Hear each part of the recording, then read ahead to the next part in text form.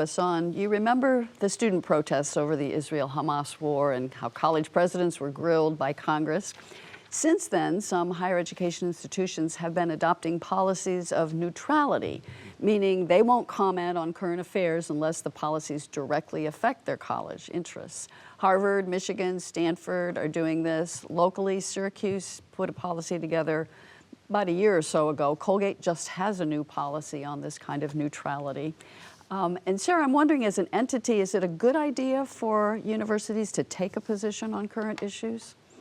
You know, if you had asked me 5 years ago, I might have said, yes, they should. But I'm really sort of convinced now that they shouldn't, and that this idea of institutional neutrality is a good, pragmatic, and principled as well stance to take. You know, I think in extraordinary circumstances, I think, yes, the university should speak out, especially around issues that are directly relevant to its mission.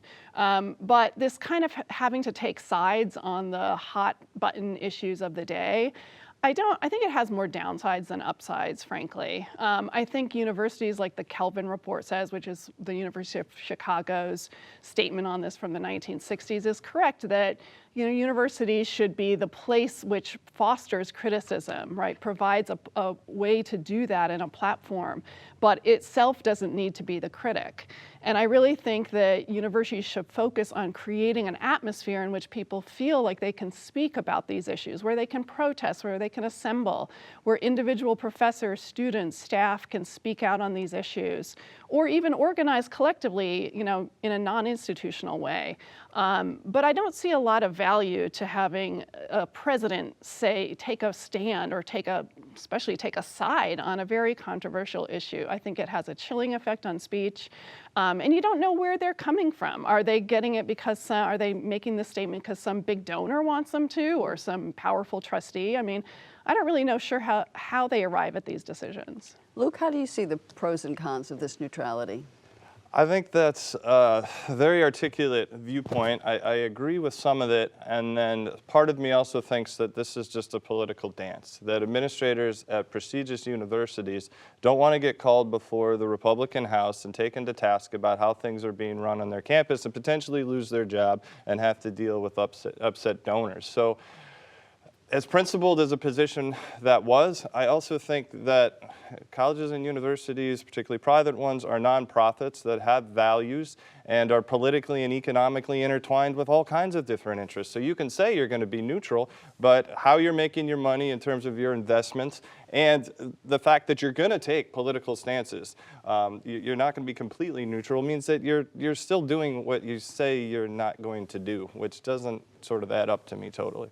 Yeah, I mean, the schools, they claim to be crucibles of the interlocution of like good citizenship, justice, social justice in their missions, right? So an educational institution, by virtue of what it is, cannot be neutral. It has to be biased towards justice and truth and knowledge, right? There is no, we can't equivocate upon that. But I get the pragmatic idea, right? You don't want to lose when your existence depends on other people's money. You don't want to really make them upset. So I agree that maybe the university should not make an official statement in any case. It just remains silent.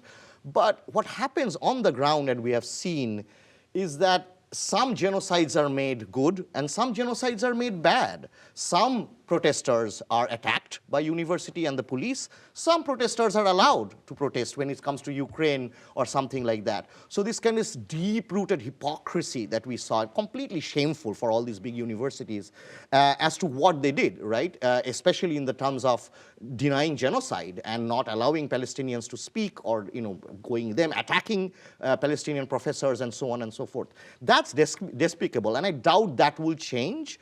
But officially neutral, sure, but then don't have this hypocritical stance that we have seen many times, right?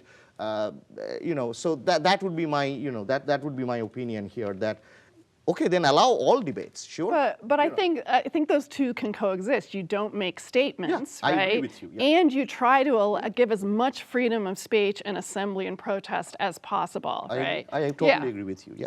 I think the problem comes in is that, okay, let's say you have your neutrality policy and, you know, the college doesn't make a statement. But if you, for example, which we've seen happen at a number of universities, Harvard, for example, someone goes out and trolls all of the faculty looking at their backgrounds, and they notice that the college may not have made a statement, but boy, you look at the writings of, you know, 20% of your faculty or 50% of your faculty, and it seems to be pro-Palestinian, or, you know, in private statements in a classroom, you have, you know, 20% of your faculty making statements that are pro-Palestinian.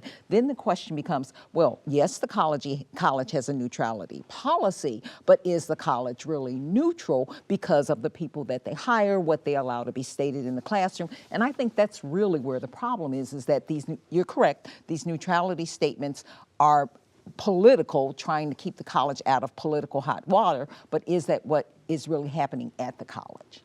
Well, it is time.